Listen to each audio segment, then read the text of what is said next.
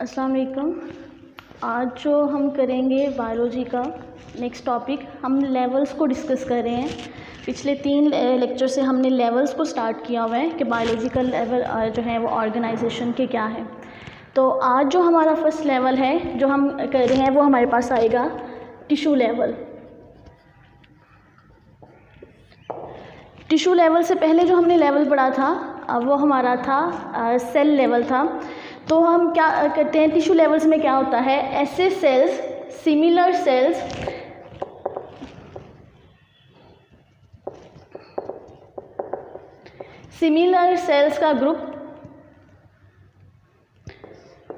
Sales का group इनका क्या हो, जब इनका फंक्शन भी सेम हो, ऐसा सेल्स का ग्रुप जिनका फंक्शन भी जो है वो सेम फंक्शन परफॉर्म कर रहे हों, तो वो जब आपस में मिलेंगे तो हमारे पास मिलके क्या बनाएंगे, हमारे पास मिलके वो बनाएंगे टिश्यू बनाएंगे। यानी हमारे पास क्या है, टिश्यू क्या है, सेल्स का एक ग्रुप है, एक जैसे सेल्स का ग्रुप है जो क्या कर रहे हैं, जो एक जैसा काम कर रहे हैं, उसको हम नाम किसका दे रहे हैं, उसको हम नाम दे रहे हैं टिश्यू का नाम दे रहे हैं। अब टिश्यू जो है हम जो है बॉडी के अंदर काफ़ी इकसाम के टिश्यूज़ मौजूद हैं और हर टिश्यू जो है उसका एक स्पेसिफिक काम है। हर टिश्यू ने बॉडी के अंदर एक स्पेसिफिक काम परफॉर्म करना होता है, एक स्पेसिफिक काम होता है जो एक ऑर्गेनिज्म का काम कहलाता है। अब ये जो टिश्यू का स्ट्रक्चर है, या तो ये शीट्स की फॉर्म में होते हैं टिश्यूज़, यानी सेल्स जब शीट्स की फॉर्म में मिलते हैं, या जब सेल्स शीट बंडल्स की फॉर्म में आते हैं तो हमारे पास क्या बनता है टिश्यूज़ का स्ट्रक्चर। यानी टिश्यूज़ जो हैं या शीट्स की फॉर्म में होते हैं या बंडल्स की फॉर्म में। शीट से मुराद क्या होता है, यानी सेल्स जब आपस में इकट्ठे मिल जाते हैं, ये शीट्स हैं, इनको कहते हैं, या एक दूसरे के ऊपर ढेर की शक्ल में पड़े हुए हैं तो उसको हम नाम देते हैं। ऐसे जो है वो सेल्स बंडल की फॉर्म में हमारे पास मौजूद है, तो वो शीट टिश्यू बनाते हैं या बंडल, यानी इनका स्ट्रक्चर जो है वो हमारे पास इस तरह से होता है। अगर हम इसकी एग्जांपल की बात करें, हमारे पास एग्जांपल कौन कौन सी हैं टिश्यूज़ की, तो आपने टिश्यू जो है प्लांट्स के अंदर हम अगर बात करें तो हमारे पास प्लांट्स की एग्जांपल आता है जाइलम टिश्यू आता है। उसके अलावा हमारे पास किसकी एग्जांपल आती है, फ्लोएम टिश्यू की एग्जांपल आती है प्लांट्स के अंदर। अगर हम एनिमल्स की बात करें तो एनिमल्स में हमारे पास जो सेल्स आते हैं उनमें हमारे पास जो है वो मसल टिश्यूज़ आते हैं, या हमारे पास ग्लैंडुलर टिश्यूज़ आते हैं। ये हम बात कर रहे हैं, ये किसके अंदर मौजूद होते हैं, ये मौजूद होते हैं प्लांट्स के अंदर। और ये टिश्यूज़ किसके अंदर मौजूद होते हैं, ये मौजूद होते हैं एनिमल्स के अंदर। अगर अब हम इनके फंक्शन की बात करें कि ये फंक्शन कौन सा परफॉर्म कर रहे हैं, तो जाइलम आपको पता है, जाइलम जो है, जाइलम टिश्यू जाइलम वेसल्स में मौजूद होंगे, जाइलम किनारे में मौजूद होंगे, और इनका काम क्या होता है, इनका काम होता है वाटर की ट्रांसपोर्ट करना। वाटर की ट्रांसपोर्टेशन का काम, यानी जड़ों से लेके पूरे पौधे तक लेके जाने का काम कौन करेगा, जाइलम टिश्यूज़ करेंगे। और उसके अलावा जो शुगर या फूड की कंडक्शन है उसका काम कौन करेगा, उसका काम जो है वो फ्लोएम टिश्यूज़ करेंगे हमारे पास। अगर हम एनिमल्स की बात करें तो मसल टिश्यूज़ जो होते हैं तब वो कॉन्ट्रैक्ट करते हैं। कॉन्ट्रैक्ट करने से मुराद क्या होता है, ये हमें मूवमेंट में हेल्प करते हैं, चलने फिरने में, बाजू ऊपर करने में, टांगे हिलाने में, चलने फिरने में, ये सारा काम जो है इन चीज़ों को आगे मूव करवाने में मसल टिश्यूज़ जो हैं वो हेल्प कर रहे होते हैं। अगर हम ग्लैंडुलर टिश्यूज़ की बात करें तो इनका अहम रोल जो होता है वो सिक्रीशंस में होता है। सिक्रीशंस बनाने से मुराद क्या होता है कि मुख्तलिफ रतूबतें खारिज करना बॉडी के अंदर, जैसे एंजाइम प्रोड्यूस करना होता है बॉडी के अंदर, तो ये कौन काम करते हैं, ये ग्लैंडुलर टिश्यूज़ जो है ये काम कर रहे होते हैं। टिश्यूज़ हमने किसको कहा, हमने कहा कि हमारे पास एक ग्रुप है किसका, सिमिलर सेल्स का, जिसका फंक्शन भी सेम है। उस ग्रुप को हम नाम दे देते हैं, टिश्यूज़ का नाम दे देते हैं। टिश्यूज़ जो है या शीट्स की फॉर्म में मौजूद होते हैं, या किस फॉर्म में मौजूद होंगे, बंडल्स की फॉर्म में मौजूद होंगे। अगर हम एग्जांपल्स की बात करते हैं तो हमने कहा जाइलम टिश्यूज़ और फ्लोएम टिश्यू जो हैं आम सिंपल एग्जांपल्स हैं प्लांट के टिश्यूज़ की, और मसल टिश्यूज़ और ग्लैंडुलर टिश्यू किसकी एग्जांपल हैं, एनिमल्स के टिश्यू की एग्जांपल है। नेक्स्ट जो हमारा नेक्स्ट लेवल की तरफ हम मूव करते हैं, नेक्स्ट लेवल हमारे पास आता है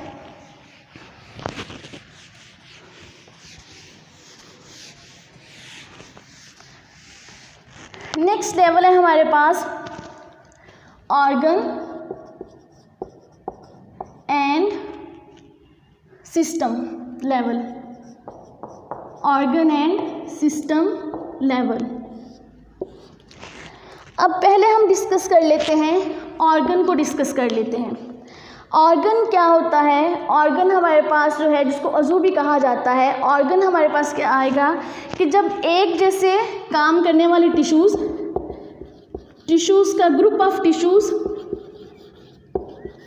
जिनका क्या है, हैविंग सेम और रिलेटेड फंक्शन।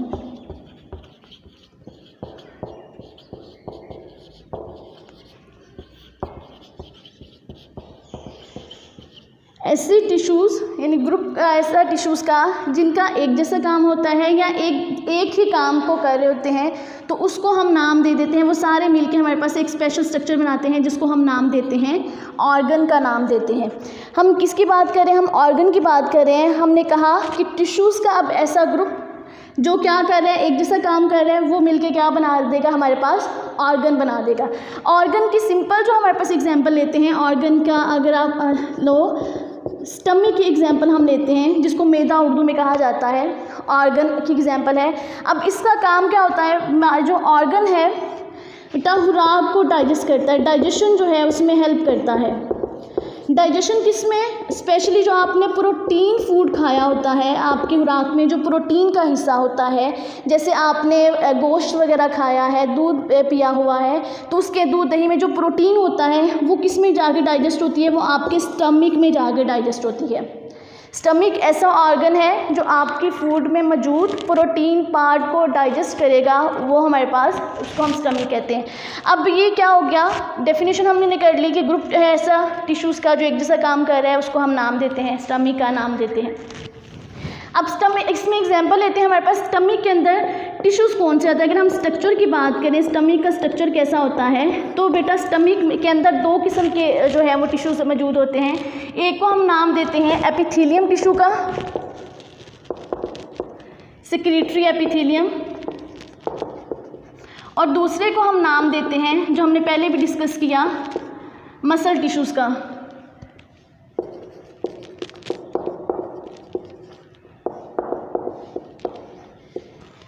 ये दो तरह के टिश्यूज़ हैं जो किसके अंदर मौजूद होते हैं, जो ऑर्गन के अंदर मौजूद होते हैं। इसकी एग्जांपल हम ले रहे हैं कि स्ट्रक्चर हम ले रहे हैं कि ऑर्गन का स्ट्रक्चर कैसा होता है। तो इसमें दो किस्म के टिश्यूज़ हैं, एक सेक्रेटरी एपिथेलियम है और दूसरा कौन सा है, मस्कुलर टिश्यू है।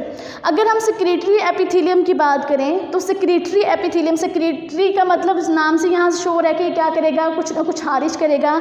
तो बेटा ये सेक्रेशन को खारिज करता है, यहाँ से ये रिलीज़ करेगा अपने अंदर से, सेक्रेशंस को रिलीज़ करेगा। ये किसको रिलीज़ करेगा? सेक्रेशंस को रिलीज़ करेगा। यहाँ से सेक्रेशंस रतूबतें निकालेगा जो किस में हेल्प करेंगी, जो इस प्रोटीन को डाइजेस्ट करने में हेल्प करेंगी। ये जो सेक्रेशंस हैं ये किस पे अमल करेंगी? प्रोटीन के ऊपर अमल करेंगी, उसको हेल्प करने में, इसको हज़म करने में मदद करेंगी। और अगर हम मसल टिश्यू की बात करें, तो मसल टिश्यू आपको पता है कि इसमें क्या क्या करते हैं, कॉन्ट्रैक्ट करते हैं, यानी ये क्या करवाएंगे, मूवमेंट करवाएंगे। मूवमेंट से मुराद यहाँ पे क्या होगा कि जो स्टमक की वॉल्स हैं उसको ये हिलाएंगे, उसको मूव करवाएंगे।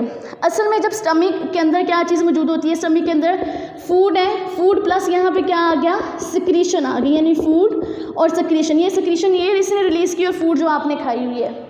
अब ये जो मसल्स हैं ये क्या करेंगे, ये स्टमक की वॉल्स को हिलाएंगे, इसको चर्निंग कहते हैं। स्टमक की वॉल को जो है वो मूवमेंट करवाएंगे, जिसकी वजह से क्या होगा, ये फूड और जो सिक्रीशंस हैं, जो एंजाइम्स हैं, वो आपस में अच्छी तरह से मिक्स हो जाएंगे और डाइजेशन बहुत अच्छे तरीके से उसको होने में मदद मिलेगी। यानी इस मसल टिश्यू का काम क्या है, मूवमेंट करवाना, कॉन्ट्रैक्ट को रिलैक्स करती हैं वॉल्स को, ताकि फूड और सिक्रीशन जो है वो हो सके, फूड और जो सिक्रीशंस हैं वो आपस में मिक्स हो सके। प्लस एक और इसका काम होता है कि ये मूव करवाता है फूड को। आपके स्टमक से जब फूड डाइजेस्ट हो जाती है तो उसको नीचे इंटेस्टाइन की तरफ मूवमेंट में जो हेल्प है वो कौन करवा रहा होता है, ये मसल टिश्यू जो है वो उसको हेल्प करवा रहे होते हैं। अब ये जो हमारे पास आ गया, ये हम एनिमल्स की बात करें कि एनिमल्स के अंदर ऑर्गन सिस्टम जो है, ये ऑर्गन जो है वो इस तरह मौजूद है। लेकिन अगर हम बात करें एनिमल्स की बात करें, तो एनिमल्स के अंदर जो ऑर्गन लेवल है वो इतना वेल डिफाइंड नहीं होता, वो इतना अच्छा नहीं होता है।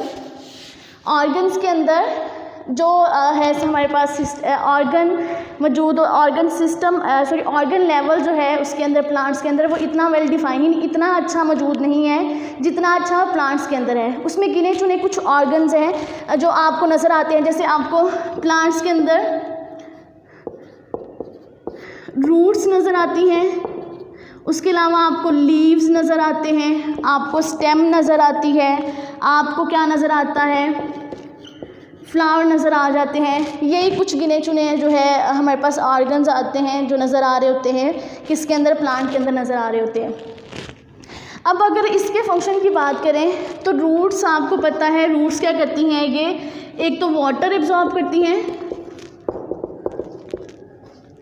एक तो वाटर को ज़मीन से एब्जॉर्ब करती हैं, दूसरा एंकरिंग का काम जो है ये कर रही होती है। एंकरिंग हम कहते हैं जकड़ने को, यानी इस पौधे को ज़मीन के अंदर जकड़े रखने का काम जो है ये रूट्स कर रही होती हैं। अगर हम लीव्स की बात करें तो लीव्स आपको पता है फोटोसिंथेसिस करते हैं।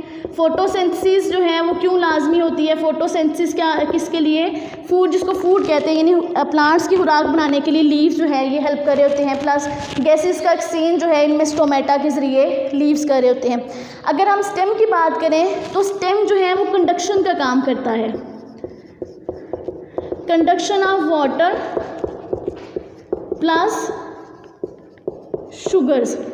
किसका काम करता है स्टेम, कंडक्शन का काम करता है। कंडक्शन से मुराद ये जब जड़ें पानी अब्जॉर्ब कर लेती हैं तो वो किसके ज़रिए, स्टेम के ज़रिए से गुजर के कहाँ पे जाते हैं, लीव्स तक जाते हैं। या अगर लीव्स फॉर एग्जांपल शुगर बना रही हैं, खुराक बना रही हैं, तो वो बाकी बॉडी पार्ट्स तक लेके जाने का काम कौन, स्टेम के ज़रिए उसको गुजारा जाता है। स्टेम जो है एक तो सीधा प्लांट को सीधा रखने में भी मदद कर रहा होता है और दूसरा कंडक्शन भी कर रहा होता है। लास्ट पे फ्लावर है। फ्लावर आपको पता है किसका काम करता है, रिप्रोडक्शन का।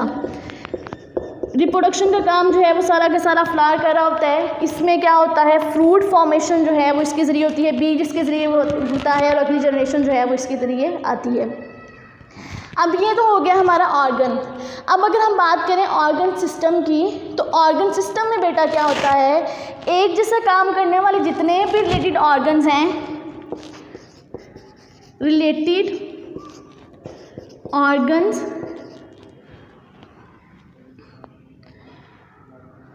या organs that have related are similar function, ये मिलके क्या बना देते हैं, ये मिलके हमारे पास बनाते हैं ऑर्गन सिस्टम बना देते हैं। एक जैसा काम करने वाले ऑर्गन्स, यानी ऐसे ऑर्गन्स जिनका एक जैसा काम हो, वो क्या मिलके बना देंगे, हमारे पास ऑर्गन सिस्टम बना देंगे। ऑर्गन सिस्टम की अगर हम एग्जांपल्स में जाएं तो बेटा आपकी बॉडी के अंदर ह्यूमन ऑर्गन सिस्टम ज़्यादा कम्प्लेक्स है, क्योंकि इसमें ज़्यादा तरह काम हो रहे होते हैं, ऑर्गन इसमें ज़्यादा होते हैं, ज़्यादा केमिकल प्रोसेसेस यहाँ पे हो रहे होते हैं, ज़्यादा काम यहाँ पे हो रहा होता है। तो अगर हम एग्जांपल लें तो एक एग्जांपल हमारे पास इसकी आती है डाइजेस्टिव सिस्टम की, उसके अलावा हमारे पास आती है नर्वस सिस्टम की, उसके अलावा हमारे पास आती है सर्कुलेटरी सिस्टम की,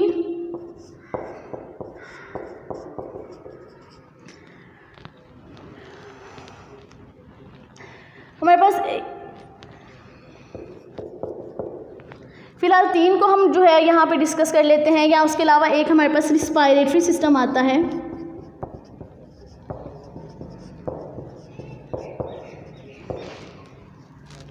अब जो बेटा हमारे पास डाइजेस्टिव सिस्टम है, डाइजेस्टिव सिस्टम का काम क्या होता है, डाइजेस्टिव सिस्टम का काम आपको पता है डाइजेशन करता है। डाइजेशन किसकी करता है, खुराक की डाइजेशन करता है, डाइजेशन ऑफ फूड। जो डाइजेस्टिव सिस्टम है उसका काम क्या है, खुराक को हजम करना। अब इसके अंदर ऑर्गन्स कौन से आते हैं, अगर हम स्टार्ट करें, इसमें माउथ आ जाता है, उसके अलावा जो है वो हमारे पास फूड किनाल या जिसको एलिमेंट्री किनाल कहते हैं ये इसमें आ जाती है, इसमें स्टमक आ जाता है, प्लस इसके अंदर जो है वो intestine large plus small, intestine आ जाती हैं, large intestine plus small intestine, उसके अलावा इसके अंदर गाल ब्लैडर को भी हम इसी के अंदर ले लेते हैं, क्योंकि ये भी हेल्प कर रहा होता है, खुराक की डाइजेशन में हेल्प कर रहा होता है। या उसके अलावा जो है वो पेंक्रियाज वगैरह से जो चीज़ें आ रही होती हैं वो भी इसी के अंदर जो है वो आ रही होती हैं, वो भी इसी में हेल्प कर रही होती हैं इसको काम को परफॉर्म। यानी ये जो सारे ऑर्गन्स हैं इन सब का काम किस में होता है, डाइजेस्ट करना, खुराक को हज़म करने का ये सारा काम कर रहे होते हैं। यानी इन्होंने मुंह में खुराक आनी है, मुंह ने उसको चुबाना है, उसके अलावा फूड की नाल में जानी है, उससे मूव करके उसको स्टमक में लेके जाना है, स्टमक ने जो प्रोटीन वाला हिस्सा है वो हज़म कर देना है, उसके बाद इंटेस्टाइन में आना है, इंटेस्टाइन में बाकी लिपिड्स वगैरह हज़म होने हैं, और लार्ज इंटेस्टाइन में क्या होगा, एब्जॉर्प्शन का काम होता है। तो ये सारे मिलकर असल में काम क्या कर रहे होते हैं, ये काम सारा किसका कर रहे होते हैं, खुराक को हज़म करने का, और इसी को हम नाम दे देते हैं, इन सारे ऑर्गन्स को मिला के हम नाम दे देते हैं, डाइजेस्टिव सिस्टम का नाम दे देते हैं। उसके बाद दूसरा जो हमारे पास आता है वो हमारे पास होता है नर्वस सिस्टम। नर्वस सिस्टम में शामिल होते हैं ब्रेन शामिल होता है, और नर्व्स जो है वो इसके अंदर शामिल होती हैं, प्लस इसके अंदर स्पाइनल कॉर्ड शामिल होता है। ये सारे मिलके क्या बनाते हैं, नर्वस सिस्टम। और नर्वस सिस्टम का काम क्या होता है, कोऑर्डिनेशन करना, आपकी पूरी बॉडी को कंट्रोल करने का काम इसका होता है। सर्कुलेटरी सिस्टम में ब्लड आता है, ब्लड वेसल्स आ जाती हैं, प्लस इसके अंदर जो है वो हमारे पास बेटा आ जाता है हार्ट, सबसे इम्पोर्टेंट आ जाता है इसके अंदर। अब इसका काम क्या होता है, इसका काम पूरे जिस्म के अंदर खून को गर्दिश कर, इस सिस्टम का काम पूरे जिस्म के अंदर खून को गर्दिश करवाना होता है, यानी खून को मूव करवाना होता है। इसके ज़रिए कार्बन ऑक्सीजन, कार्बन डाइऑक्साइड वगैरह, खुराक वगैरह को, ये जितने भी मादे हैं उनको पूरे जिस्म के अंदर मूव करवाना होता है। उसके बाद रिस्पायरेटरी सिस्टम में हमारे पास क्या आ जाते हैं, लंग्स आ जाते हैं, या उसके अलावा जो हमारे पास आ जाता है इसमें नोज़ आ जाता है। उसके अलावा इसके अंदर ट्रकिया, जिसको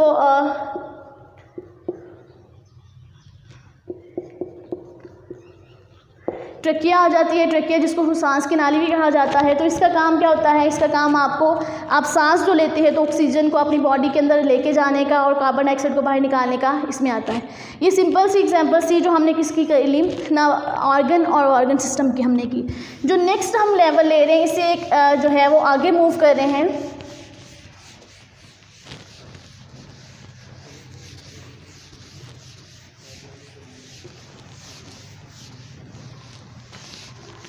इससे आगे जो हम मूव कर रहे हैं, जो नेक्स्ट लेवल हम कर रहे हैं वो हमारा लेवल है इंडिविजुअल लेवल।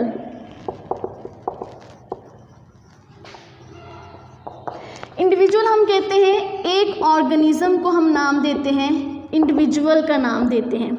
ऑर्गेनिज्म को हम किसका नाम दे रहे हैं, यानी एक जानदार, वो हमारे पास, उसको हम क्या कहेंगे, इंडिविजुअल कहेंगे। अब बेटा जितने भी स्टार्टिंग में हमने लेवल किए वो सारे लेवल असल में किसको बनाने के लिए थे, इस ऑर्गेनिज्म को बनाने के लिए थे, इस जानदार को बनाने के लिए थे।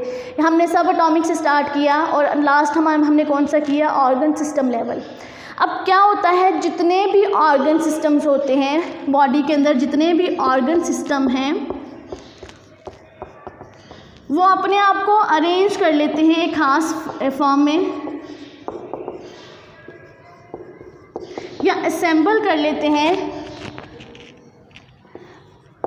और मिलके हमारे पास क्या बना देते हैं, सारे अरेंज करेंगे और मिलके हमारे पास क्या बना देंगे, एक जो है वो ऑर्गेनिज्म के जितने भी ऑर्गन सिस्टम हैं, जैसे हमने अभी पीछे पढ़े सर्कुलेटरी सिस्टम है, रिस्पायरेटरी सिस्टम है, नर्वस सिस्टम हमने पढ़ा, ये सारे आपस में मिलते हैं और मिलके क्या बनाते हैं, ऑर्गेनिज्म बनाते हैं। अब ऑर्गेनिज्म जो है, अब ये जितने भी सिस्टम काम करते हैं असल में वो काम किसका बन जाता है, वो एक ऑर्गेनिज्म का काम बन जाता है। यानी अगर सर्कुलेटरी सिस्टम काम कर रहा है तो किसके लिए काम कर रहा है, एक जानदार के लिए। अगर जो है नर्वस सिस्टम काम कर रहा है तो किसके लिए काम कर रहा है, वो उस इंसान के लिए, उस जानवर के लिए जिसके अंदर वो मौजूद होता है। अब इंडिविजुअल जो है, इंडिविजुअल लेवल में जितना भी ये काम करिए, नहीं अगर नर्वस सिस्टम काम कर रहा है, या अगर हमारे पास फॉर एग्जांपल सर्कुलेटरी सिस्टम काम कर रहा है, डाइजेस्टिव सिस्टम काम कर रहा है, तो बेटा ये सारा का सारा काम जितना भी है वो कोऑर्डिनेशन से हो रहा होता है।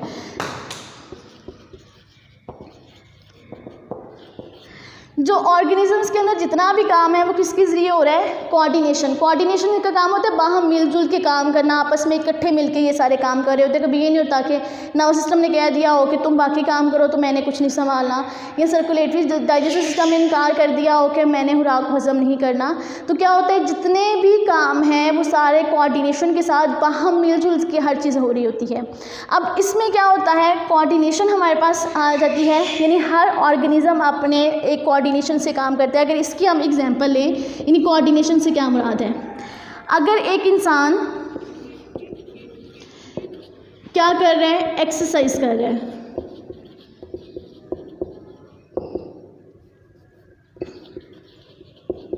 अगर एक इंसान क्या कर रहा है, वर्जिश कर रहा है, एक्सरसाइज कर रहा है, तो क्या होगा, आप अगर आप कोई सेहत काम करते हो, कोई वर्जिश करते हो, तो क्या होता है, आपका रिस्पायरेशन जो है वो तेज़, यानी सांस लेने का जो है, रिस्पायरेशन से मुराद आपकी ब्रीथिंग मतलब सांस लेने की रफ्तार आपकी तेज़ हो जाती है।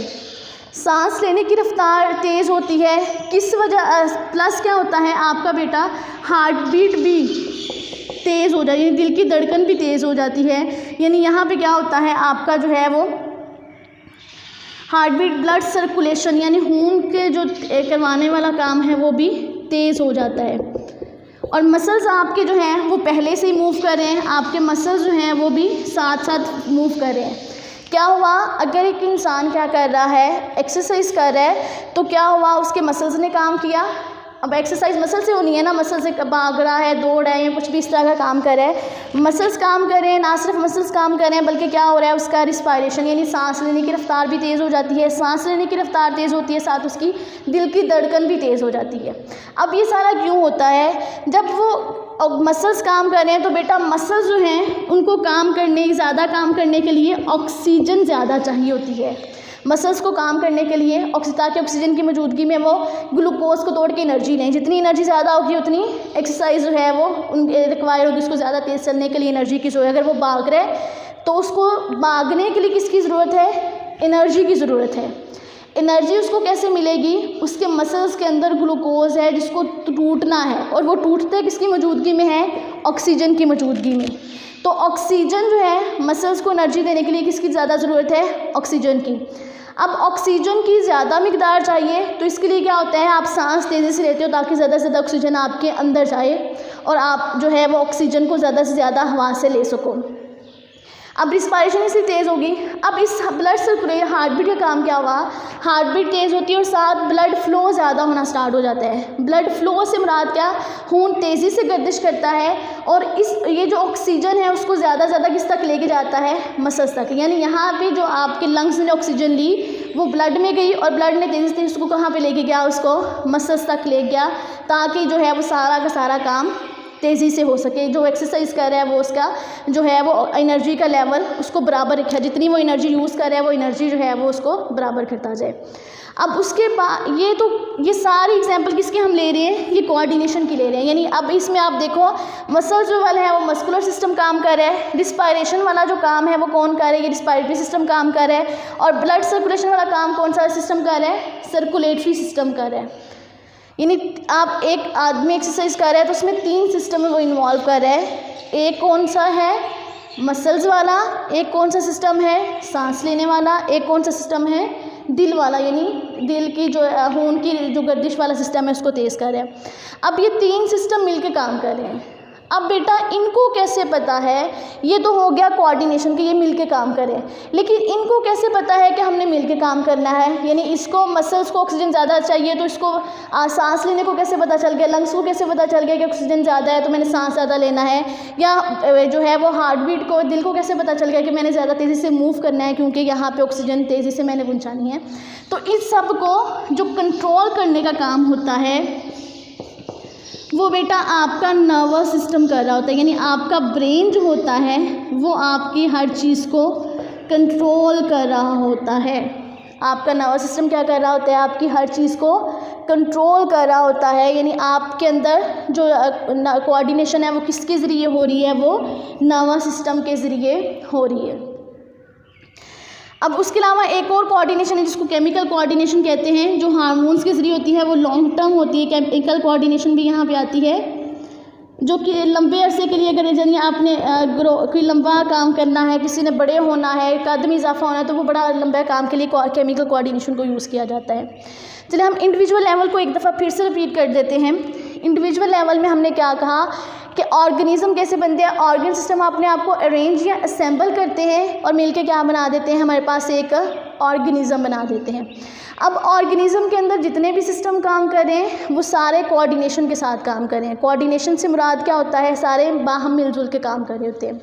इसकी मिसाल हमने कैसे ली कि एक आदमी एक्सरसाइज कर रहा है यानी वर्जिश कर रहा है। अब वो वर्जिश कर रहा है तो उसके मसल्स जो हैं बड़े ज़्यादा तेज़ी से काम कर रहे हैं। इसके मसल्स को तेज़ी से काम करने के लिए क्या चाहिए होती है, एनर्जी चाहिए होती है। और एनर्जी हासिल करने के लिए इसको क्या चाहिए होता है, इसको ऑक्सीजन चाहिए होती है, यानी ग्लूकोज को तोड़ के ये क्या कर सके, वहाँ से एनर्जी ले ले।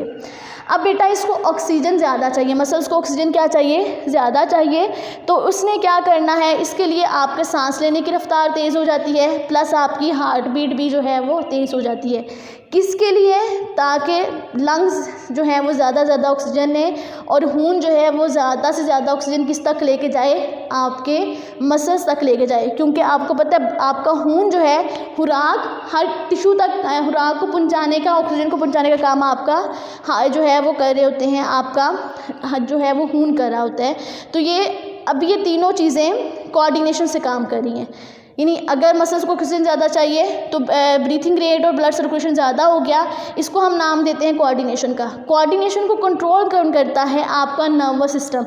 आपका नर्वस सिस्टम मेन होता है जो इसमें ब्रेन और स्पाइनल कॉर्ड आता है, जो आपकी कोऑर्डिनेशन को कंट्रोल कर रहा होता है। एक और कोऑर्डिनेशन की सिस्टम है जिसको केमिकल कोऑर्डिनेशन कहते हैं, वो लंबे काम। ये तो फटाफट से काम है कि आपने एक्सरसाइज स्टार्ट की तो फ़ौरन से क्या हुआ, फ़ौरन से सांस लेने की रफ्तार तेज़ होगी, दिल की धड़कन तेज़ होगी। तो ये जो है वो काम सारा इस तरह से होता है। इसको रिपीट कीजिएगा और उसके बाद हम नेक्स्ट लेक्चर में इंशाल्लाह इसको देखते हैं।